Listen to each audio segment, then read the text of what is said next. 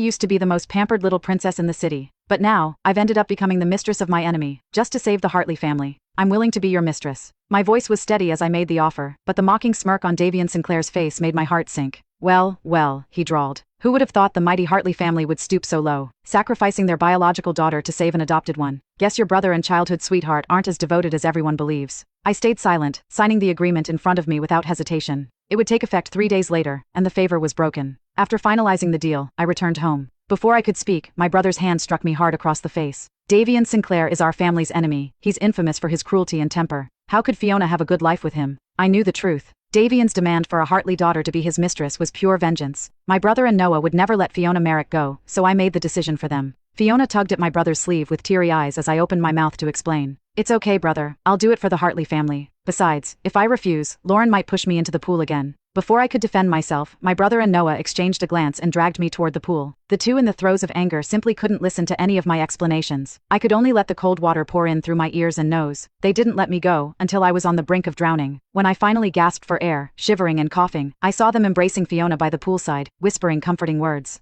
Don't worry, Fiona, my brother said gently. You're making a huge sacrifice for the Hartley family. We'll never let Lauren bully you again. Once you're back from Davian, I'll marry you with the grandest ceremony. Absolutely, Noah agreed. I'll even give you Lauren's dowry. It's the least she owes you. Their affection for Fiona stung more than the freezing water. I bit my lip, swallowing the bitter words I wanted to hurl at them. There was no point in speaking. No one would listen, and no one would believe me. Dragging myself out of the pool, soaked and trembling, I let out a bitter laugh and trudged back to my room alone, ignoring the cold that seeped through my soaked clothes. After what felt like hours, Noah entered my room, carrying a bowl of ginger tea that had already gone cold. Lauren, I know you're my childhood sweetheart and fiancé, he began, his tone heavy with supposed guilt, but Fiona sacrificed herself for your sake. I can let you stay by my side, but the title of Mrs. Radford will only ever belong to Fiona. It's what we owe her. I stared at him. The man who once swore to love me for a lifetime was now reduced to a stranger spouting lies. The sheer irony made me laugh inwardly. Be Davian Sinclair's mistress to repay the Hartley family for raising me, fine. But to become Noah's mistress, for what? For love? The bond we shared as childhood sweethearts had shattered the moment he chose Fiona over me. I swallowed my pride, pointed at the door and demanded he leave. Noah didn't move, but Fiona waltzed into the room with a bright smile. Lauren, are you still mad? My two brothers acted impulsively earlier, but only because they wanted to stand up for me. We're family. Why hold grudges over something so trivial? Her voice dripped with faux innocence as she stepped closer. Here, let me feed you the ginger tea. You wouldn't want to catch a cold. Before I could react, Fiona reached for the spoon in my hand. In the tussle, a few drops of the tea splashed onto her hand. She gasped dramatically, her eyes welling with tears as she looked at me accusingly. Why do you hate me so much, sister? I know I'm just a driver's daughter and don't deserve to be a Hartley family foster child.